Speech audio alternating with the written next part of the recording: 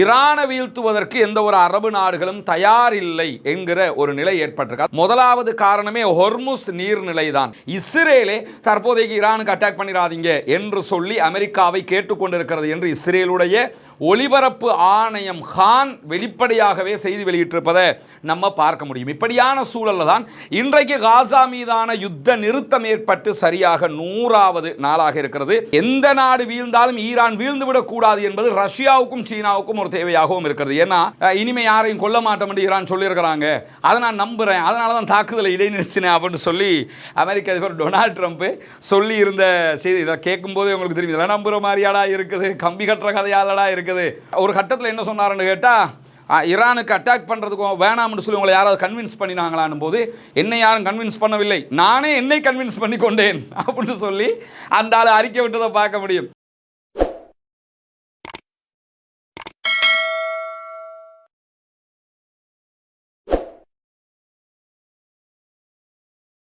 அன்பிற்கினிய சகோதர சகோதரிகளே, நம் அனைவர் மீதும் ஏக இறைவனுடைய அமைதியும் கருணையும் உண்டாகட்டுமாக என்கிற உயரிய பிரார்த்தனைகளோடு மத்திய கிழக்கு தொடர்ந்து ஒரு சூடான நிலையிலேயே இருப்பதை நீங்க பார்க்க முடியும். ஈரான் மேல அமெரிக்கா தாக்குதல் எப்பொழுது நடத்தும் என்கிற கேள்வி தற்போது எழுந்திருக்கக்கூடிய சூழலை நம்ம பார்க்க முடியும்.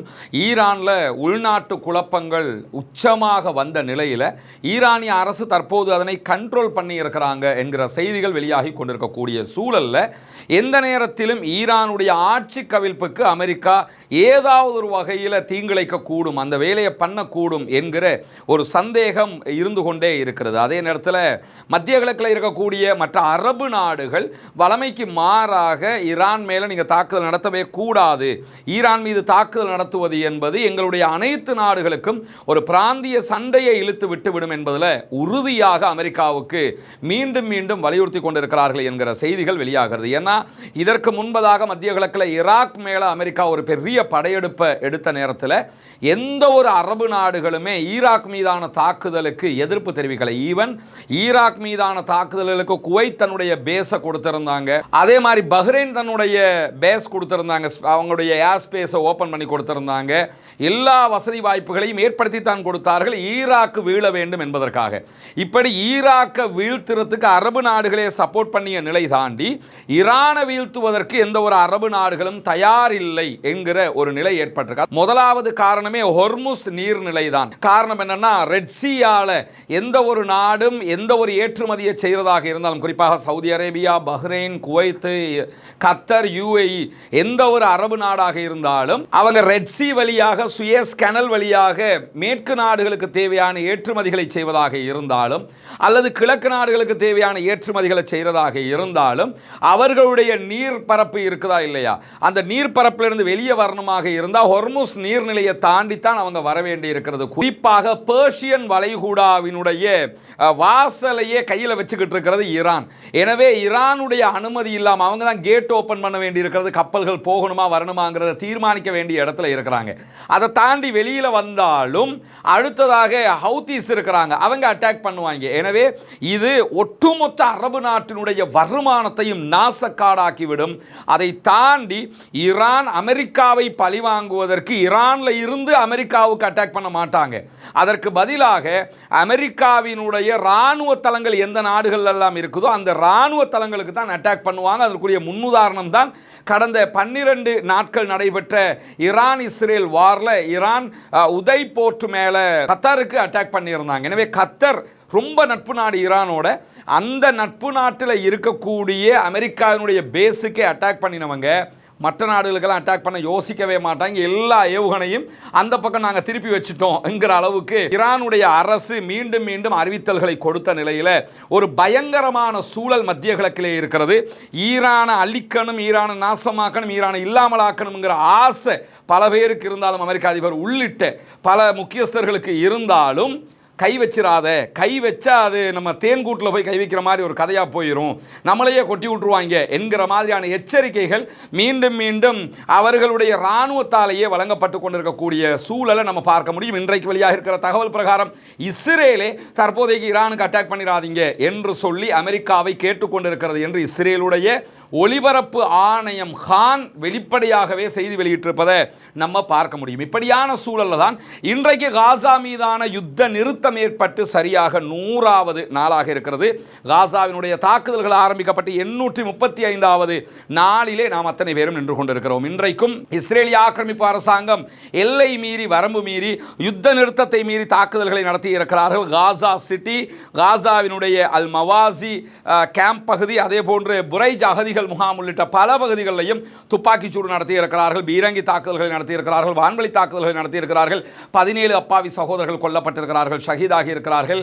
19க்கு மேற்பட்ட அப்பாவிகள் படுகாயம் அடைந்திருக்கிறார்கள் என்கிற தாங்க முடியாத கவலைக்குரிய செய்திகள் இன்றைக்கும் வெளியாகி இருக்கக்கூடிய சூழலில் தான் ஜெருசலத்தில் இருக்கக்கூடிய குதுசினுடைய ஆக்கிரமிக்கப்பட்ட ஜெருசலம் என்று சொல்லக்கூடிய அந்த பகுதிகளில் இருக்கக்கூடிய முக்கியமான பகுதிகள் மேலே இன்றைக்கு குடியேறிகள் என்கிற யூதர்கள், செட்லர்ஸ், இவங்க அங்கே இருக்கக்கூடிய மக்களுடைய இடங்களை பலவந்தமாக பறிச்செடுத்து அவங்களுக்காக அது எங்களுக்குரியது என்று சொல்லி எடுக்கக்கூடிய ஒரு குடியேறி கூட்டம் என்று சொல்லுவாங்க. இதற்கு முழுமையான ஆதரவை இஸ்ரேலுடைய யூத அரசு வழங்குகிறது. அவங்களுக்கு ஆயுதம் கொடுக்குறாங்க. தாக்குதல் நடத்தினா எந்த ஒரு கேஸையுமே ஃபைல் பண்ண மாட்டாங்க. யார் அவங்க கொன்றாலும் அவங்களுக்கு எந்த ஆக்ஷனும் எடுக்கப்பட மாட்டாது. ஏன்னா அவங்களுக்கு தேவையே இஸ்ரேலை பெரிய இடத்தை பிடிச்சிக்கொண்டே இருக்கணும். இஸ்ரேலுக்கு அதை ஃபோர்ஸஸாக சண்டை பிடிச்சும் பிடிப்பாங்க. இந்த மாதிரி யார் பொதுமக்கள் போய் எவனா அடிச்சு பிடிச்சாலும் எந்த பிரச்சனையும் கிடையாது, பிடிக்கணும் நீ, அவ்வளவுதான். அங்கே நீதி நேர்மை நியாயம் அந்த கதை எல்லாமே கிடையாது. அந்த அடிப்படையில் இன்றைக்கு ஆக்கிரமிக்கப்பட்ட ஜெருசலம் பகுதியில் இருக்கக்கூடிய கிர்பத் அல் சித்ரா என்கிற பகுதிகளில் இஸ்ரேலிய ஆக்கிரமிப்பாளர்கள் இருக்கக்கூடிய பெதோயின் சமூகத்தினுடைய வீடுகளை தாக்கி தீ வைத்து எரித்திருக்கிறார்கள், வாகனங்களை எரித்திருக்கிறார்கள். அங்கே இருக்கக்கூடிய சகோதரர்களை அகதிகளாக வெளியேற்றிவிட்டு இடங்களை கைப்பற்றி இருக்கிறார்கள் என்கிற செய்திகளும் வெளியாகி இருப்பதை நாம் பார்க்க முடிகிற அதே நேரத்தில் தான் இந்த ஈரானுடைய செய்திகள் உச்சம் தொட்டு கொண்டிருக்கிறது. ஈரானில் இன்றைக்கு 9வது நாள், கிட்டத்தட்ட 10வது நாள் நெருங்குகிறது. இன்டர்நெட் முழுவதுமாக தடை செய்யப்பட்டிருக்கிறது. இன்டர்நெட் அங்கே அனுமதியில் எஸ்எம்எஸ்க்கு மட்டும்தான் அனுமதி கொடுத்துருக்கிறாங்க. எஸ்எம்எஸ் யூஸ் பண்ண முடியும், இன்டர்நெட் யூஸ் பண்ண முடியாது. ஓரளவுக்கு அங்கே அரச எதிர்ப்பு கிளர்ச்சிகள், ஆர்ப்பாட்டங்கள் வேறு. ஆர்ப்பாட்டம் ஜனநாயக ரீதியாக யாரும் பண்ண முடியும்.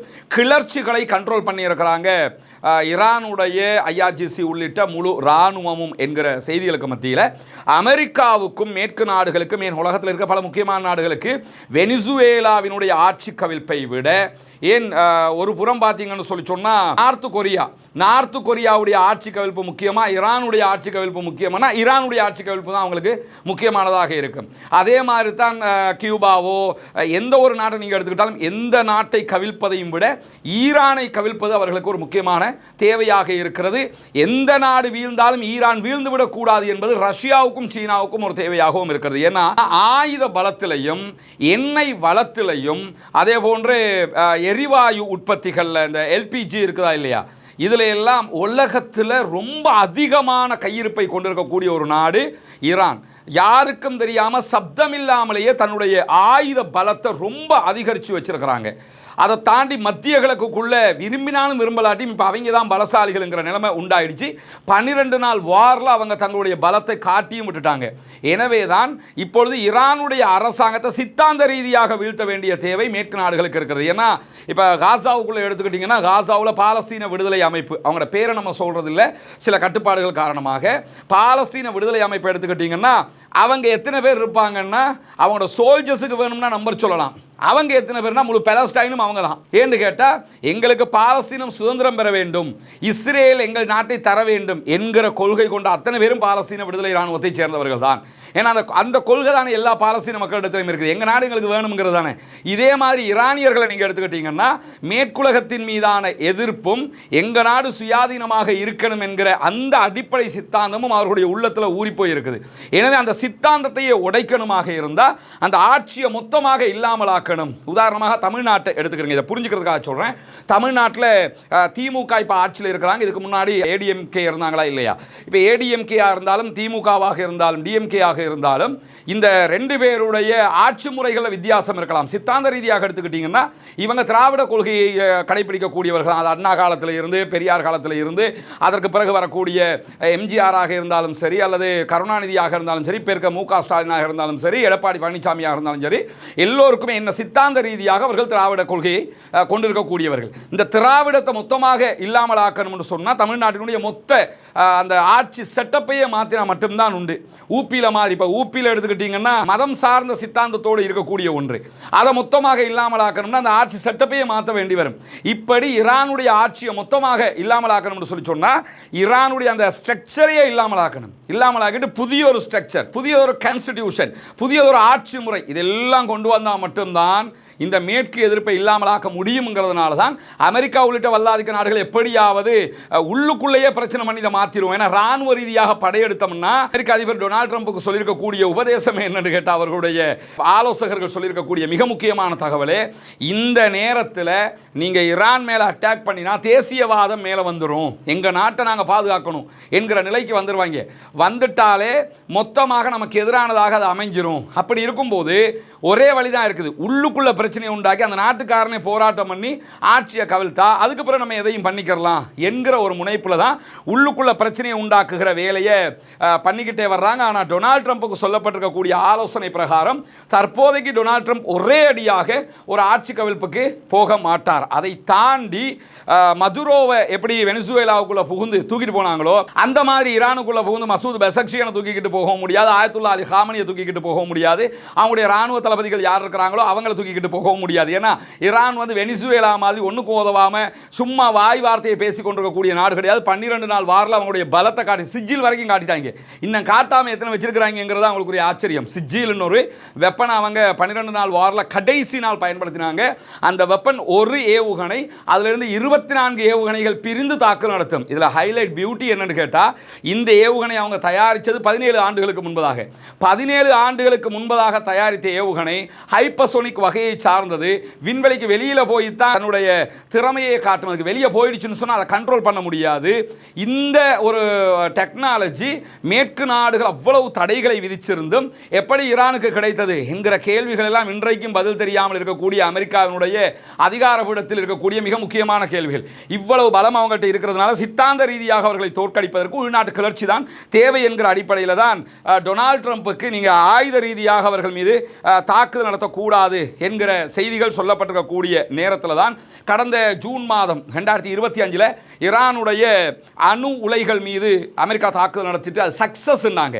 ஆனால் ஈரான் திட்ட தெளிவாக என்ன சொன்னாங்கன்னா அது அன்சக்சஸ், நாங்கள் எங்களுடைய யுரேனியத்தை திட்ட தெளிவாக பாதுகாத்துட்டோம்னு சொல்லிட்டாங்க.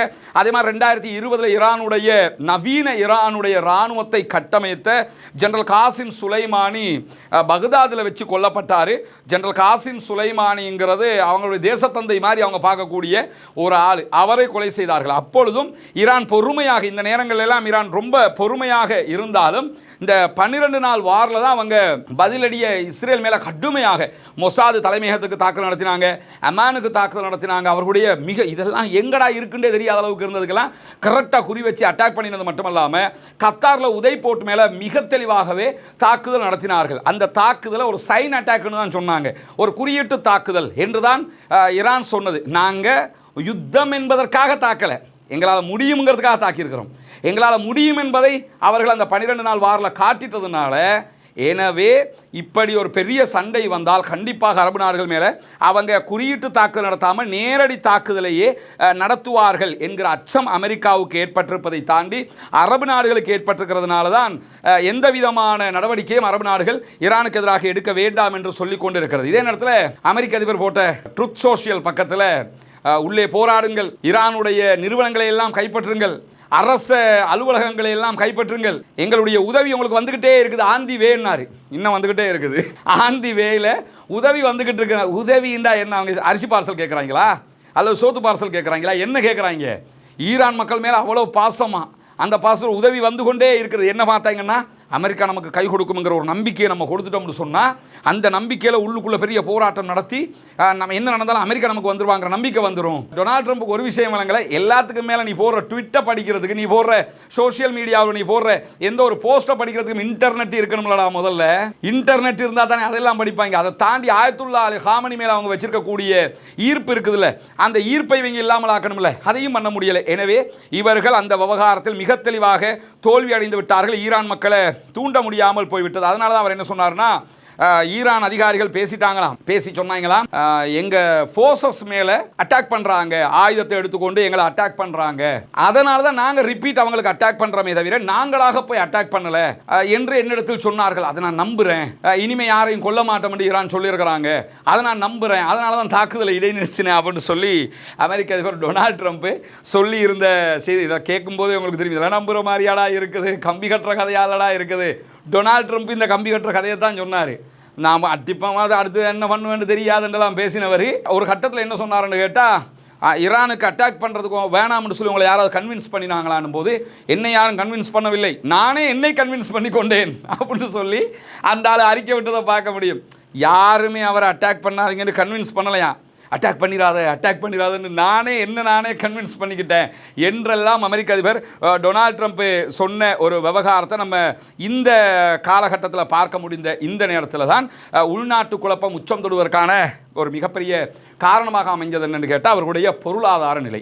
ஈரானுடைய கரன்சி ரேட்டை நீங்கள் எடுத்துக்கிட்டிங்கன்னா, ஈரானுடைய ஒரு ரியால், அங்கே அவங்க ஈரான் ரியால் என்று வச்சுருக்கிறாங்க, ஒரு ரியால் இலங்கைக்கு எவ்வளவு பெறுமதி என்று பார்க்கறத விட இலங்கையினுடைய ஒரு ரூபா ஈரானில் எவ்வளவு என்று சொல்லி பார்த்தோம்னு சொன்னால் ஈஸியாக புரியும். இந்தியாவினுடைய ஒரு ரூபா இருக்குதுல்ல, அந்த ஒரு ரூபா நினைக்கிறேன் இப்போ இலங்கையில் வந்து 3.4 அந்த அளவுக்கு வருது.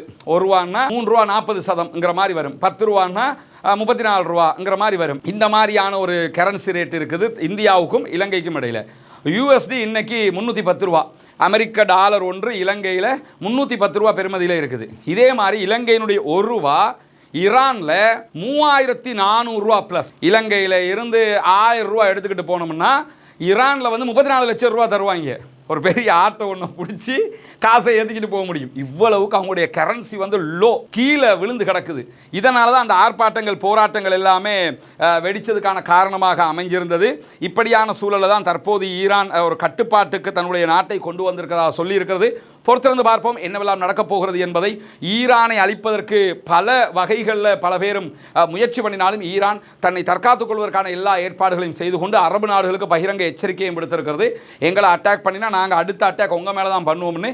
எனவே தான் அரபு நாடுகள் ஈரானை பாதுகாக்கிற வேலையை இப்போ ஆட்டோமேட்டிக்காக பண்ணி கொண்டிருக்கிறாங்க. யுத்தங்கள் நீங்கி அமைதி பெருக வேண்டும் என்பதுதான் நம்முடைய பிரார்த்தனை.